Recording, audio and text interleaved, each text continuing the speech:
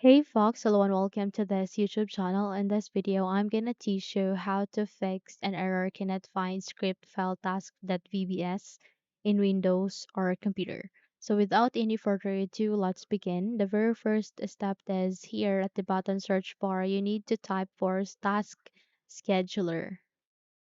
Again, please type for Task Scheduler. The moment you've typed it, a best match, which is a system called Task Scheduler itself, will appear. Here you need to click on Open. So the moment you've clicked on it, the small window which called Task Scheduler will appear. Here you can see their Task Scheduler Local, and under that you can see their Task Scheduler Library. Just have to select on that and proceed to the center of it where you can see there a box, okay? And now you need to look for a known task listed here, like Chromium. So if you see any unknown task starting with Chromium or have the a name for Chromium or any unknown task here listed, just have to select on it, do a right click, and then go with delete.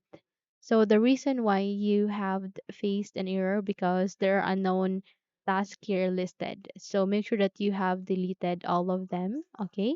And then once you're done, simply close this window called Task Scheduler and then restart your computer. So just have to restart your computer, and the moment you have relaunched your computer again, check if your problem has been fixed. Okay? So that's it. If you think this video helps, then don't forget to subscribe, hit the like button, as well as the bell icon to be updated for more tutorials like this. Thank you for watching this video and take care everyone.